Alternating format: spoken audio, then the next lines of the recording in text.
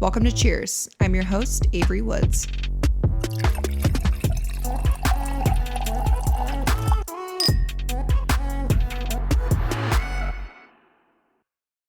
Hi, guys. Welcome back to the Cheers podcast. I'm your host, Avery Woods, and today we're doing a fun big sister advice episode. I love doing these because I had an older sister that was 5 years older than me, but she went to the Navy when I was about 15, I think. Yeah, 15 years old. And I just remember being alone in a lot of big things in my life where I didn't have her to confide in or get advice from. And I just wish everyone had that. And I feel like I've learned a lot as I've come into my adult years. But when I was younger, I didn't have someone I could confide in. And I just feel really honored that a lot of you guys will come to me for advice, whether it's in DMs or my comments. And we had a lot of people asking some advice on the last episode. So I just opened a question box on my Instagram stories to see what you guys need advice for. So let's do a little girly chat, shall we? Okay, I would say the majority of questions are asking about confidence and body positivity, which is one of my favorite things to talk about, as you know. And I think there's a lot of mixed opinions online right now, especially TikTok, about a lot of people who have created a body positive platform that have lost a lot of weight or been on Ozempic, which I don't think it matters if people are making changes in their life or using things like Ozempic or surgeries in order to better their confidence and also their overall health and well being. I have a lot of friends that have chosen to do that. And just because they look different doesn't mean they have different values or are unable to talk about body positivity and confidence. And I guess the most frustrating part is sometimes when people speak about body positivity, they get a lot of shame because they don't look a certain way or don't look how an audience would want to view someone talking about body positivity.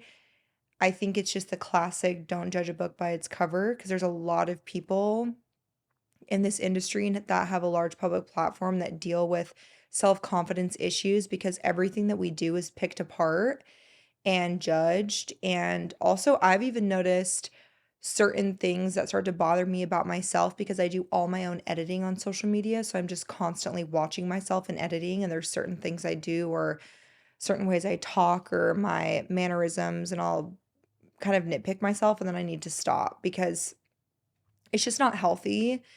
And I think just because someone chooses to make a change and lose weight, because these were videos popping up on my For You page just the other day, talking negatively about certain creators that have lost weight or made a lifestyle change. And people are basically telling them, you can't be talking about body positivity and confidence anymore because you've lost a lot of weight, which I don't think is true because what might bother me about myself isn't necessarily going to bother someone else about themselves. For example, when I finished breastfeeding and my boobs were really saggy and had no volume, that was something that made me really insecure. The last episode, I talked about how I want to get my nose done because my nose has been something that's bothered me since I was 15. The loose skin on my stomach, my C section shelf.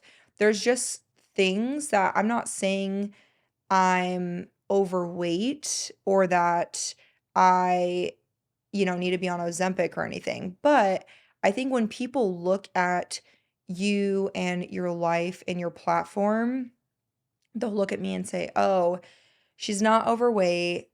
She's pretty. She has money. What problems could she have?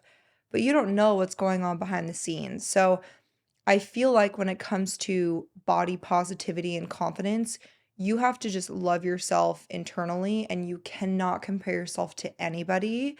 That's the number one thing that I've learned is that I can go get a shit ton of work done and show a picture of a celebrity to a plastic surgeon and say, I want to do this, or get on Ozempic and drop 20 pounds. I it's always a chase, right? There's always going to be something else that you're going to go after when you're comparing yourself to others. You have to internally love yourself first. And again, you guys know I'm pro plastic surgery. I'm pro whatever the fuck you want to do to your body to feel better about yourself because we all know I do. And like for me, I feel like I have found a love for the things that used to really bother me, like for example, my loose skin.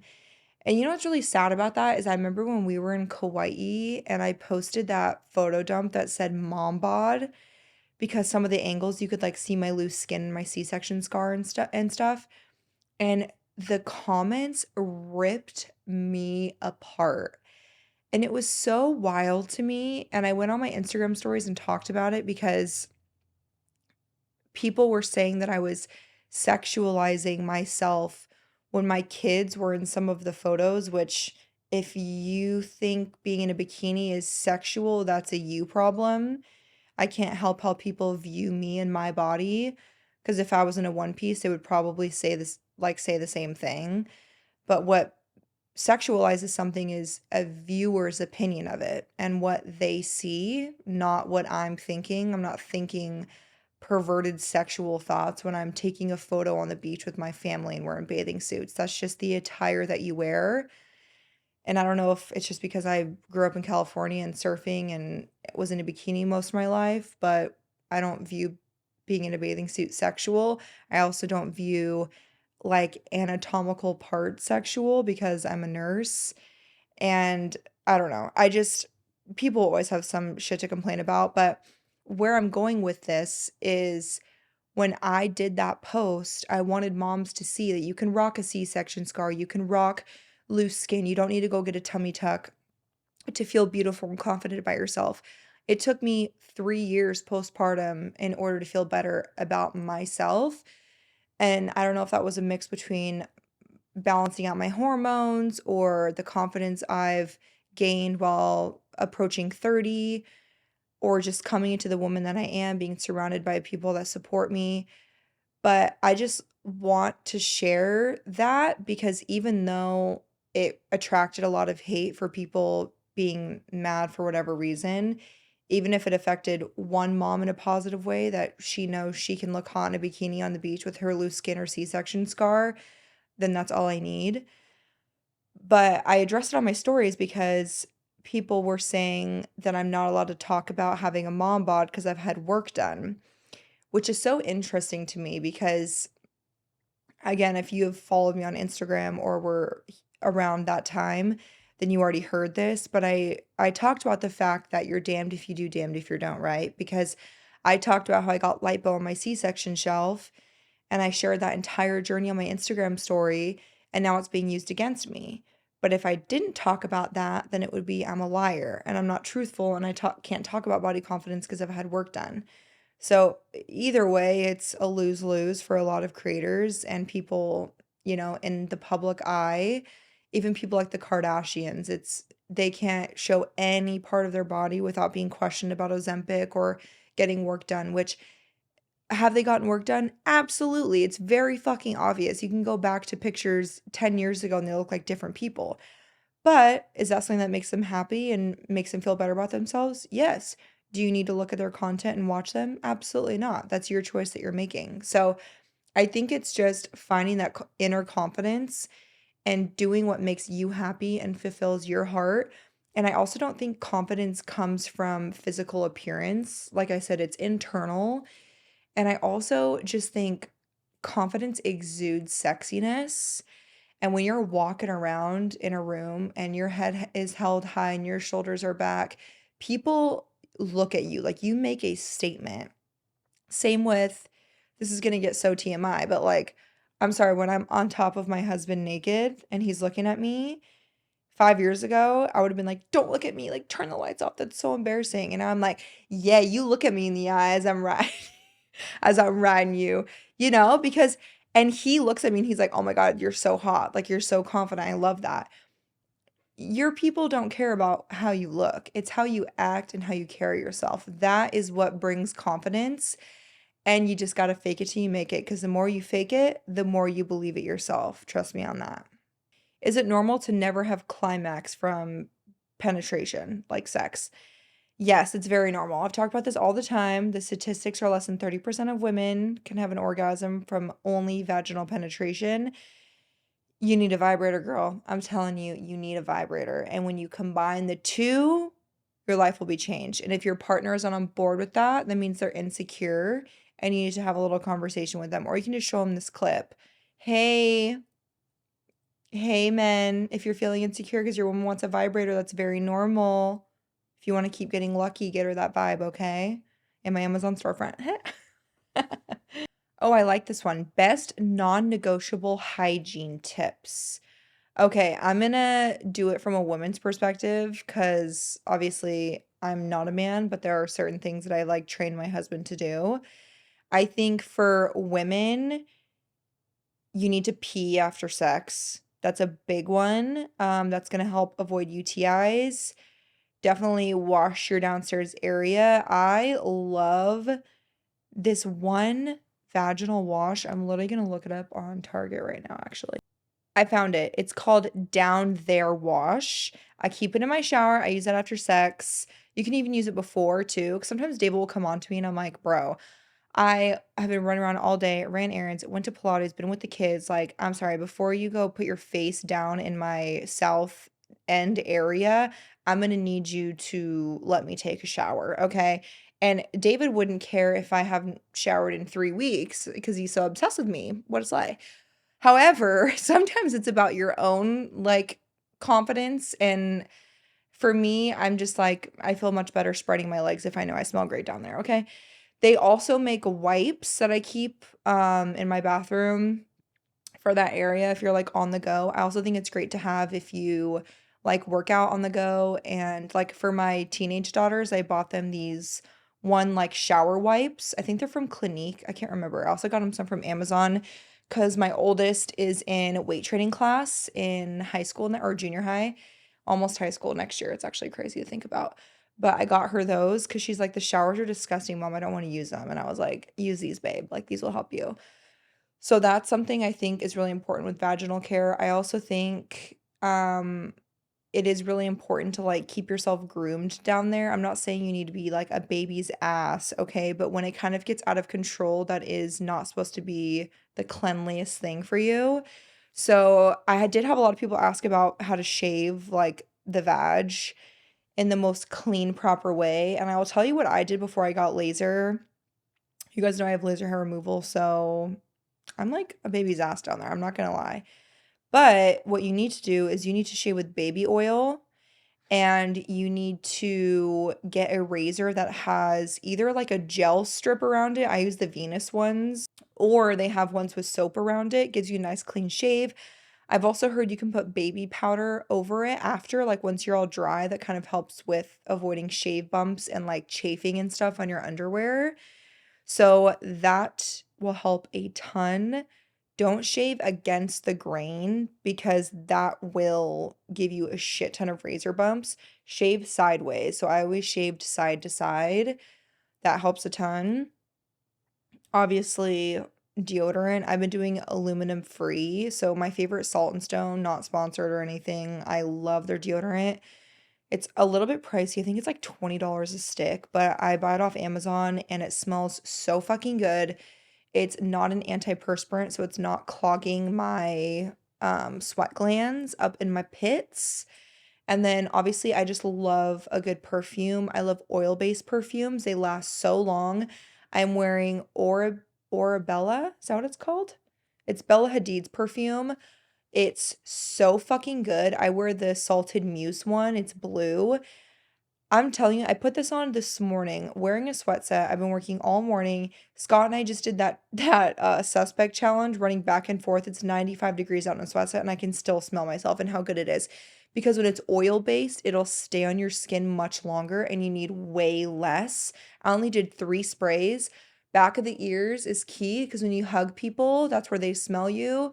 I love doing it in between my cleavage down here, and then I'll do it on the inner parts of my elbow, and you want to tap them together instead of rub because you're rubbing all of the perfume molecules away, so you're basically wasting all of the perfume product. Scott's looking at me like, holy shit, right? Isn't that crazy? I know. I also love to do like a little spritz in the air for my hair. Also, oh my God, the Lush leave-in conditioner is so fucking good. It's so cheap and it makes my hair smell amazing. I've been putting it in Stevie's hair because she'll always bitch and moan about her hair being brushed because it's so knotted. I'll put that in, brushes right through, and it smells amazing. David loves smelling her hair after I put it in. So those are some of my favorite like little hygiene tips. Oh, another thing, try to avoid wearing suffocating underwear.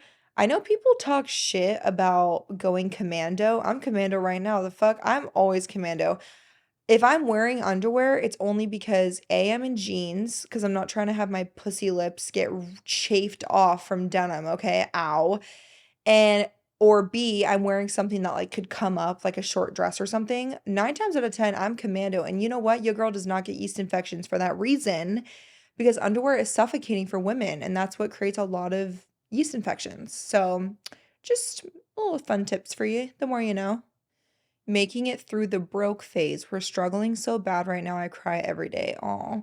I wish I could hug you, first of all, because I know that feeling so well. Scott and I actually just talked about this, I think like a week ago.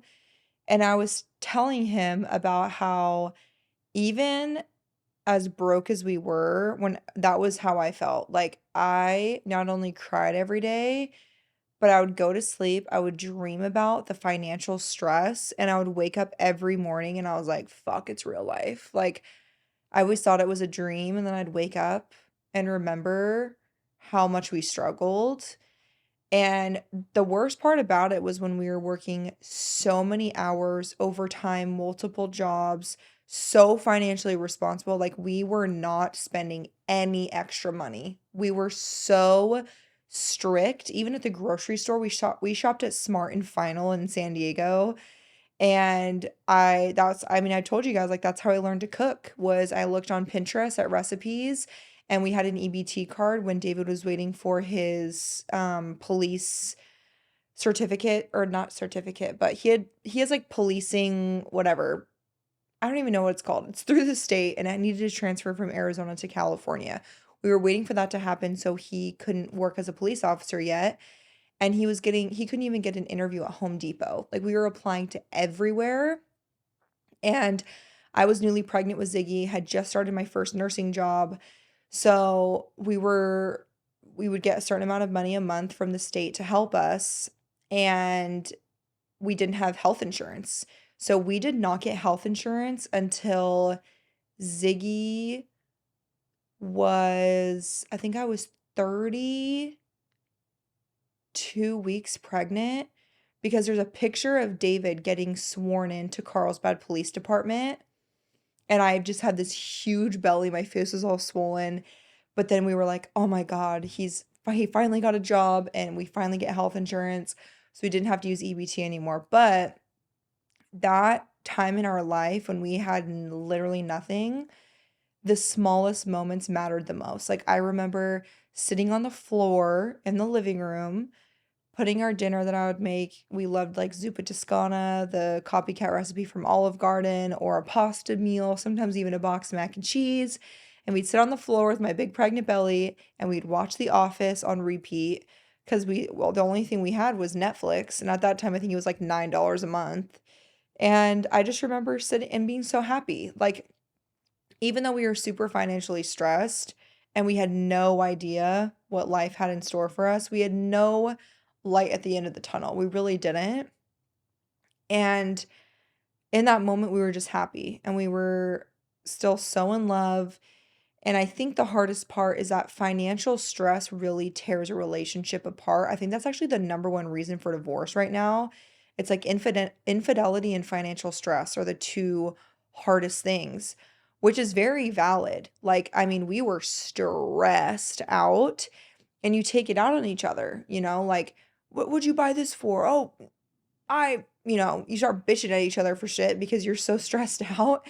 And then having a baby on the way on top of that, oh my God, it's horrible. So I just think what's the most important is to look at the positive side of things. Look at what's going good in your life. What are you doing for, like, to set up your future? For instance, we just were kind of in a weird waiting period where we had to wait for David's stuff to transfer to California. I needed my license to transfer from the state of Arizona to California because I took my NCLEX in Arizona. So I was working on a temporary license in California. And when that happens, big hospitals won't hire you. So I was making shit money at that time. Even though I'd passed my NCLEX and I was an RN, I was waiting for my credentials to transfer, and that's when I finally got hired at Rady Children's. And when that happened and David got his job, we were finally like, okay, we're gonna be okay. But I mean, it was a struggle for a long time. I would say the first, I mean, we met in 2014. Ziggy was born in 2018. So I would say like the first 4 to 5 years of our marriage were a huge struggle financially. So to be where we are now has definitely ingrained in us how to be financially responsible and make sure we're set up for the future so that that doesn't happen again. And so we can also help the people around us that struggle financially because we know how difficult it is, you know? Back and forth twice within 5 years with my ex. Last breakup, he cheated. How do I close that door? Lots of you guys have been reaching out about going back to your exes. And let me tell you something, they're an ex for a reason, yeah? I just think when you love someone like that, it's really hard to tell them no. And you need to know your self worth. And I think it's really hard to know your self worth without A, finding yourself on your own, and B, when someone finally proves your worth. And I'm not saying you need someone else to tell you you're worthy, because that's not the case at all. For me, my ex boyfriend before I met David was not a good experience for me. And I'm not going to go into details, but there was a lot of substance abuse. There was just a lot of really bad things that happened. And I was with him since I was 15 years old. So I grew up really quick. I saw a lot of bad things really young.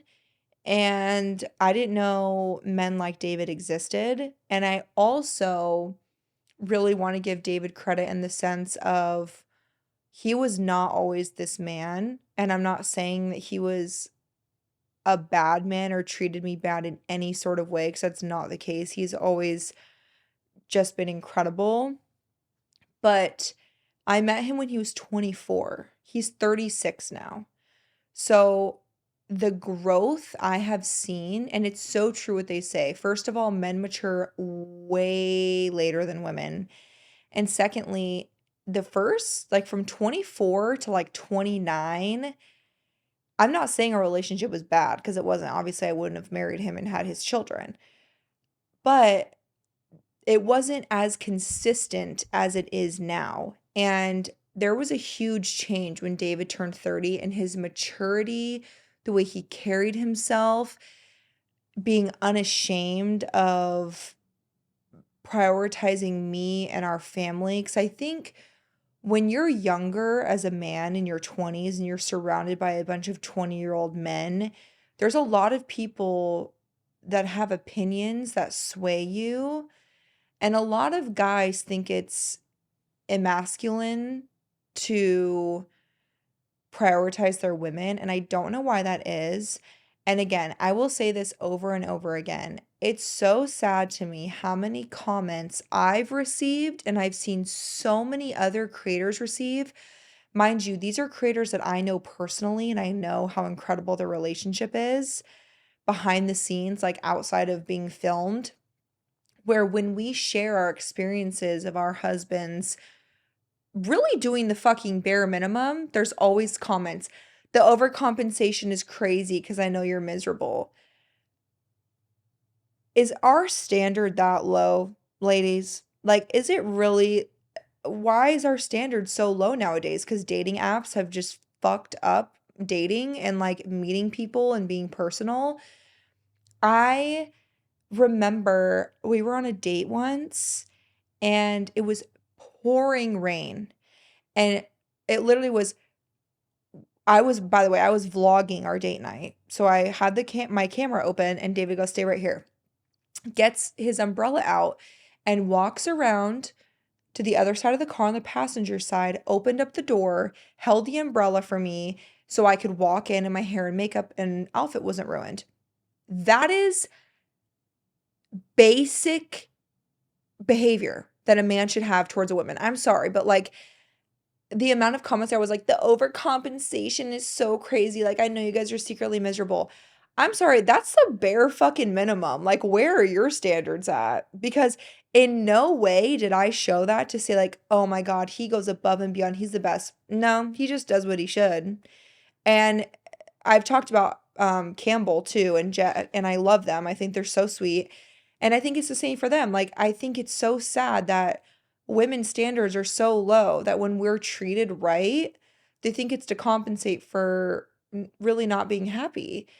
And I think if you guys are ever reading those comments or see that and think it's fake, please know that it is possible to have your happily ever after and your dream relationship can come true because there are better people out there for you. And I think it's important just to set boundaries for yourself. And although it's hard, listen, he might got that really good dick, okay? Your ex might got that good dick, and sometimes when you're comfortable with them, that sex is great, okay? I get it. But you need to close that door and not open it. Because if they're walking all over you and you know your worth and they keep fucking you over, fuck them, you deserve better. Block them. Find yourself. I swear a week will go by and you're going to be like, "You know what? I'm going to be okay." Surround yourself with people that you love and are going to support you because there is better out there, and when you least expect it, it will happen. How to be more confident with sex and in the bedroom. You've come to the right place. So, I mean, I kind of talked about this before, but you just got to fake it till you make it. I even have moments too where I'll like make eye contact with David and I'm kind of like, what are you looking at? I'm like, he's like, you, I'm looking at you.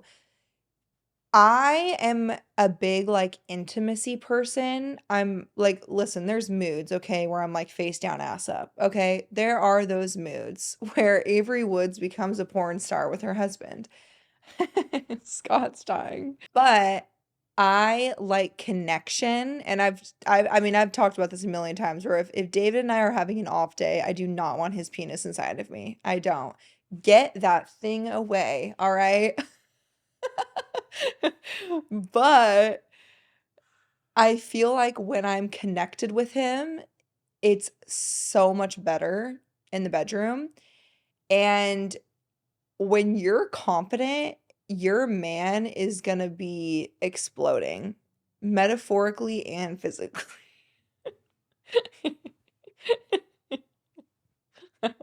The fact that I'm sober, I'm just high off life in a blue lagoon, okay? You can't stop me. I'm really blue today, aren't I? Okay, so here's what I'll say with confidence in the bedroom. I feel like you can kind of build it up, meaning depending on what you're not confident about, whether it's the sound you make, how you look, the lights being on, positions, build up to it. For example, in the beginning of our relationship, I I mean, I was very young, 18, 19 years old. Like I didn't know how to be the freak that I am now, okay? Listen, as I approach 30, it's true what they say, okay, about being 30 as a woman, like David can't keep up with me. But in the beginning, I feel like I just wanted all the lights off, and David was like, "I can't see you." And so I remember we would put on like a lamp on the nightstand and put like a blanket over it so it was like ambiance, and we'd light a candle. He could like barely see my figure, but in my head, it was like beaming LED lights on me, is how I felt. Now the lights could be on, even these big ass lights could be on me, and I wouldn't give a shit. You just have to build up to that comfortability. And I also think confidence can come from communication. So if you're talking to your partner about what they like, then you know when you do it in the bedroom in your head, you're like, yeah, I know he likes this. I know she likes that. Like that will help you because you know that they're freaking out because they're so turned on by you. And when they're turned on by you, you're turned on by yourself and you're like, yes, this is it. This is what I'm looking for. Oh, I like this. High quality clothing brands with prices that aren't super expensive and will last. So, what's super expensive? That's what I want to know. First of all, I think when you are building your wardrobe, you need to build from staple items that don't need to cost a shit ton of money. For example, nothing irks me more than when you see an influencer link a plain white t shirt for $300. Why do you need that? I sometimes will even have a hard time buying a shirt from Skims and it's like $45. Can I afford it? Absolutely. But what did Jeffree Star say? You don't stay rich by spending a shit ton of money. When he was flying coach and everyone's freaking out. Like, it's true. And do I like to spend money? Sure. Do people hate that I like to spend money? Absolutely. But I save a lot more money in other ways. Like when I do cooking videos, people are shocked that I buy Great Value. I'm like, yes, I buy all my groceries from Walmart. What the fuck's wrong with that? Like, yes, I love Trader Joe's, but I also love Walmart. Like, it's just there's things that you can compromise on. And I think when it comes to basic clothes, you can compromise. For example, Whitney Simmons, love her more than anything. We were just in LA together walking around and she had the hottest pair of jeans on I've ever seen. Literally fit her ass and her waist perfect. I said, "Those are giving designer," and they were from Zara. Probably like 50 bucks. Yes, 50 bucks can be a lot for jeans, okay? But I also have A Goldie jeans that are $250. So it just depends. I also think like Target has a lot of really great basics. Um, was it London?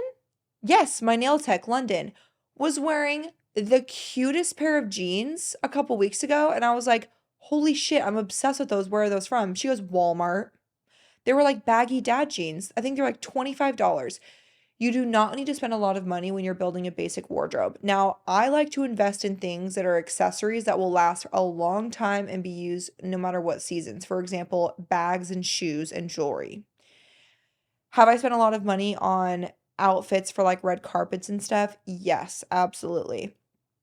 But I think when it comes to basic clothes, like you guys know, I love my sweat sets from Mayfair. I love my bodysuits from Skims.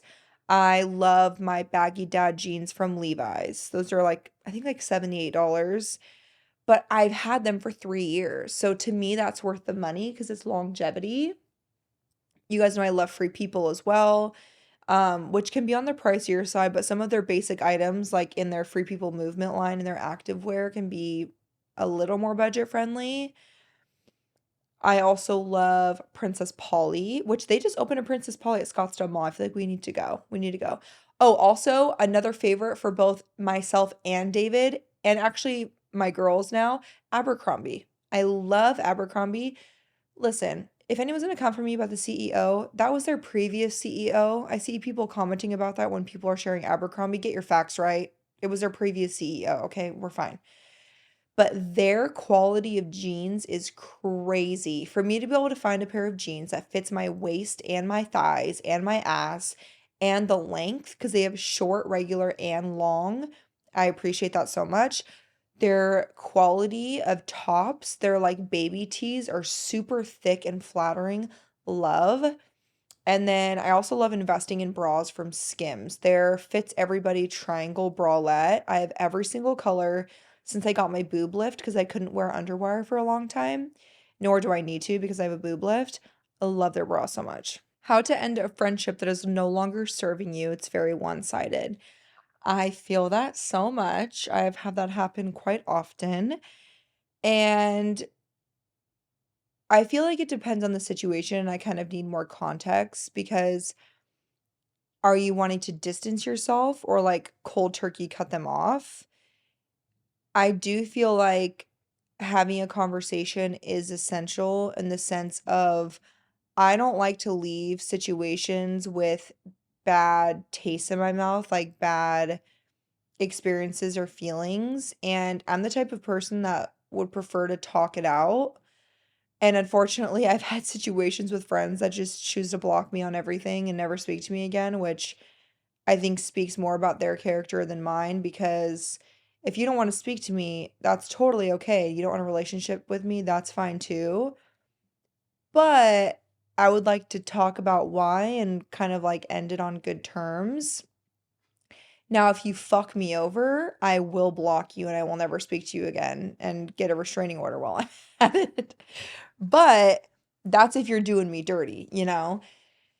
Now, as far as your situation, I think when you're older, you get to have control over your life and you get to choose who is benefiting your life and who is not.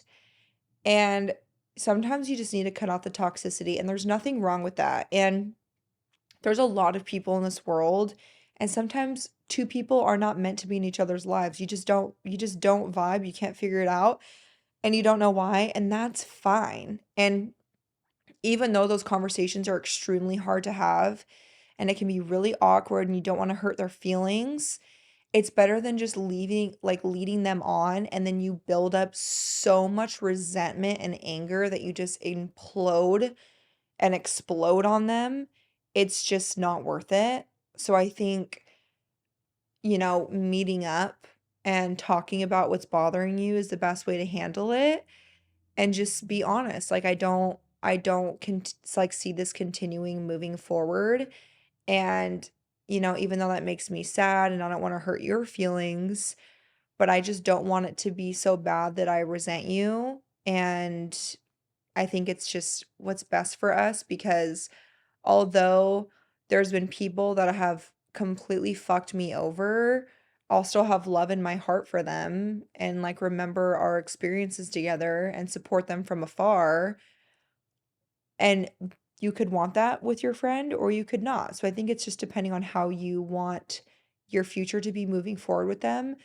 I also think it really helps for me. I like to write things down, like write down the positivity they're bringing in your life versus how they're weighing you down, kind of like a pros and cons list, and kind of get your words together, because you also don't want to sit someone down and just roast their ass and be like, "So here's all the horrible fucked up things that you've done to me and how you make me feel." No, you don't want to do that. You want it to be productive. It doesn't need to be carried out or turned into like a blow up. But I do think it's important to protect your peace. And if they're no longer serving you in that relationship, then there's no need for them to be in your life anymore.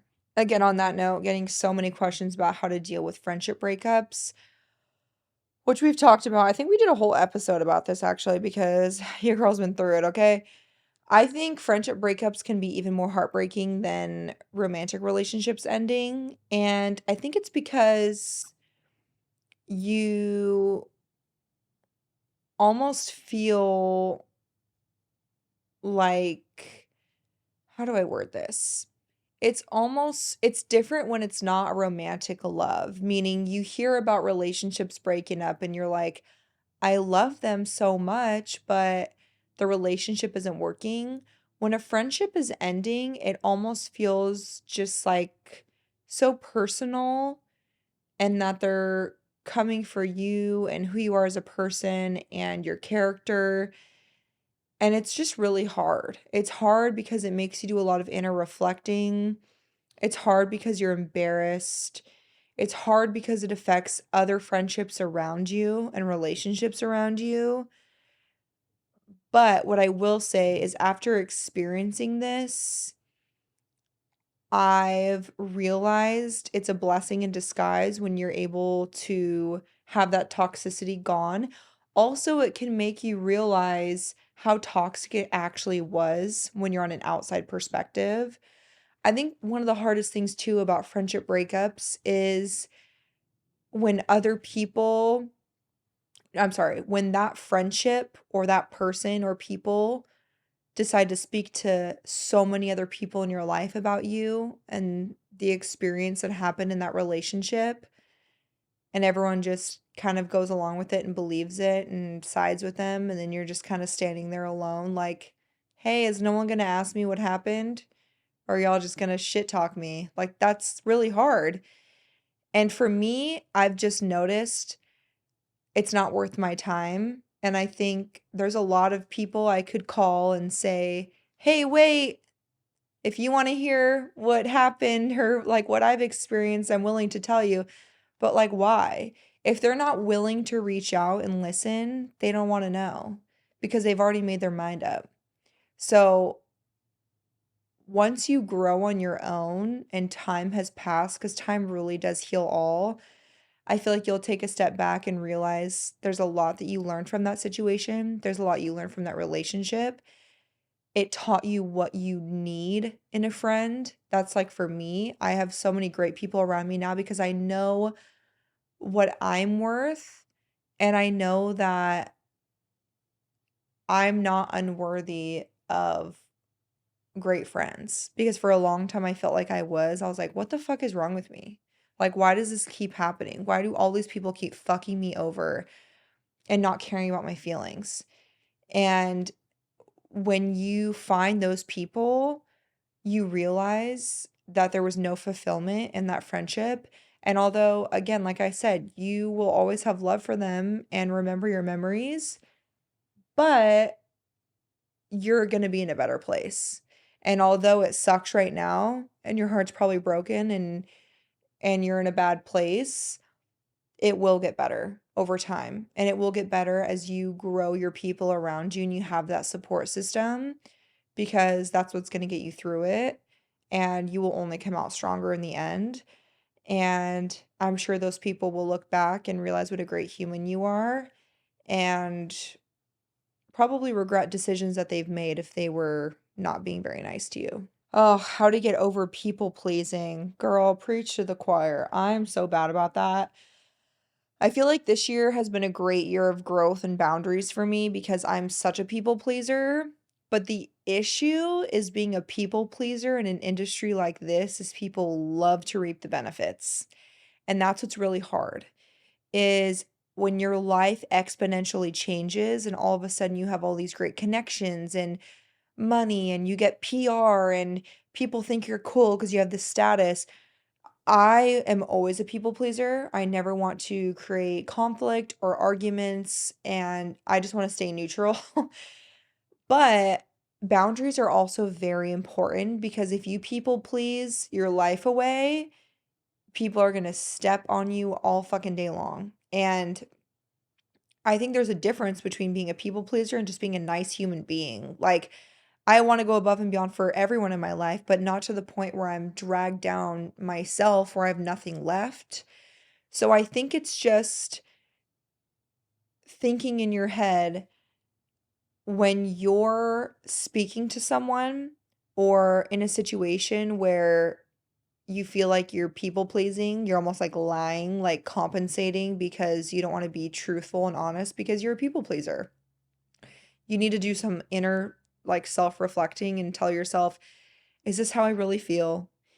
If I'm honest, is it going to be more beneficial? When you people please, you might not be helping a person in the way that you could be if you were honest.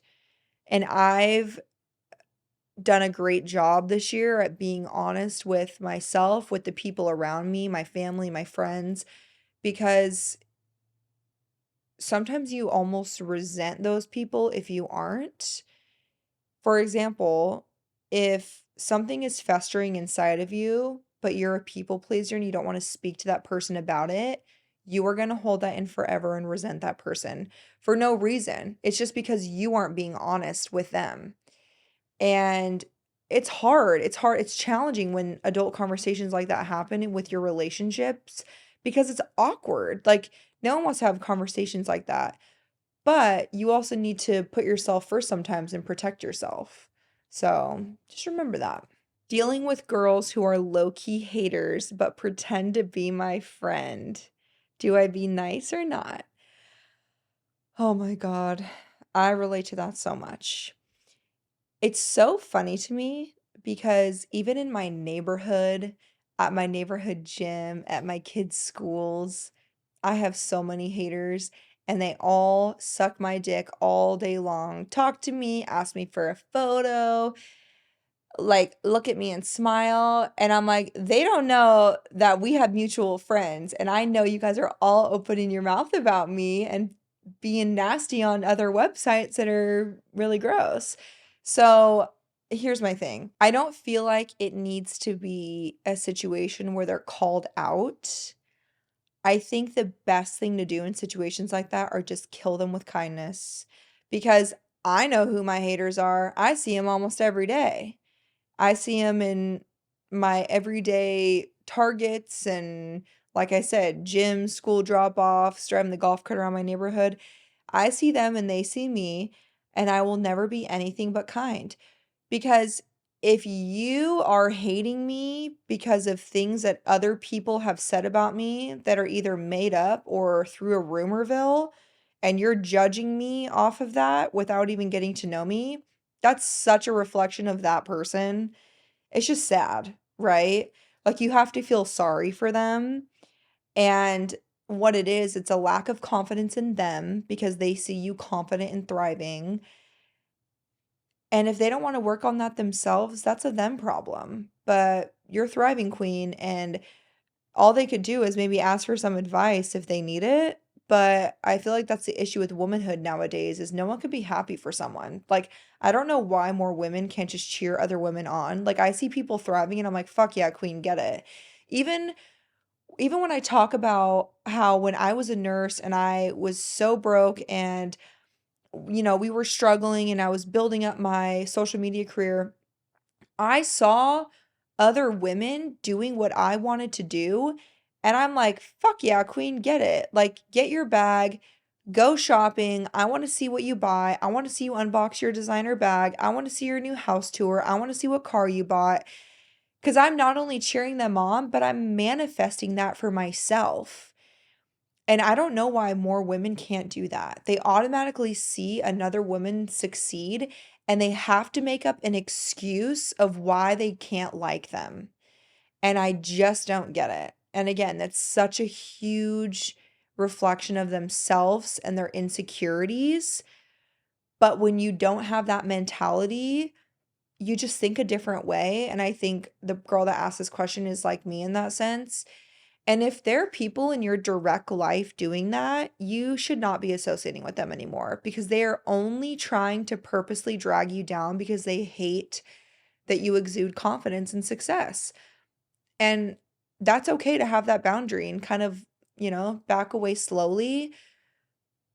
But sometimes that just has to happen for you to grow and find people that are going to support you and also for them to realize like yeah, that was really fucked up of me. I don't blame her for distancing herself because I was not supportive and not nice. Ways to set boundaries with in laws. Wedding planning has been an eye opener for me. Oh, well, first of all, I'm sorry. That sucks too that you're having to deal with that while wedding planning because it shouldn't be like that. It should be people supporting you because that's such a stressful time. I didn't even plan a wedding and I've seen how stressful it can be for people. And I'm seeing that now trying to plan a vow renewal.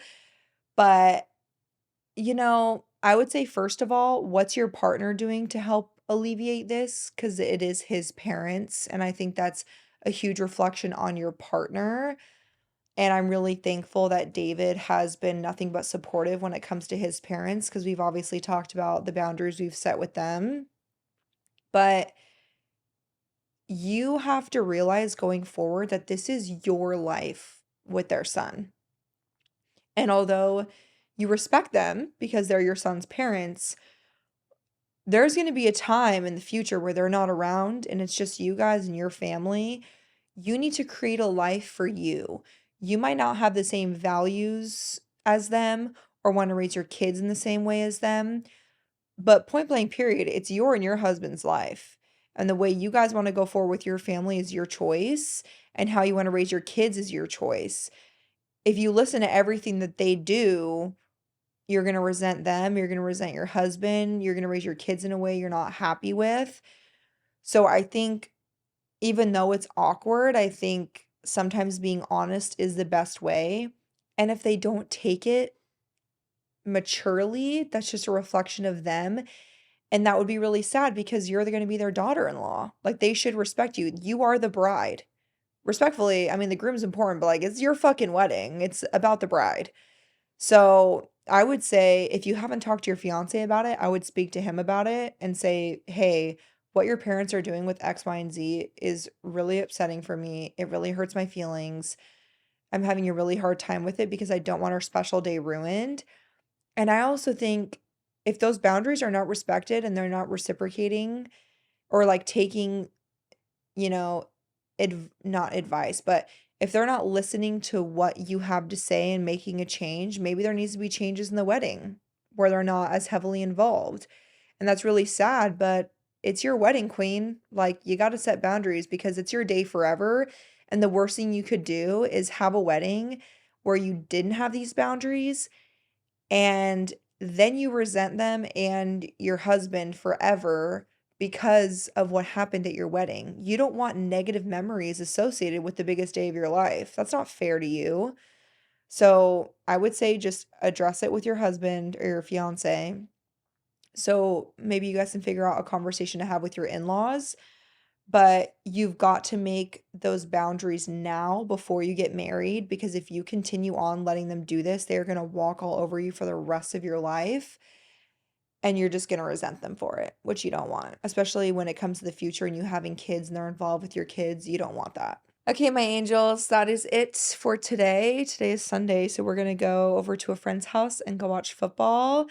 But we have some really exciting things coming up. We have some fun guests coming. We have some big changes for the Cheers podcast, and I can't say a word about it, but you're gonna shit your pants because it's pretty fucking crazy. So I love you. Thank you for being here. We wouldn't be here without you. And I just can't believe we've gotten to a point where we're moving to the next level when it comes to Cheers. And all it was me and Scott. So we're very proud of this and we're so grateful for each and every one of you. So we love you so much. Cheers.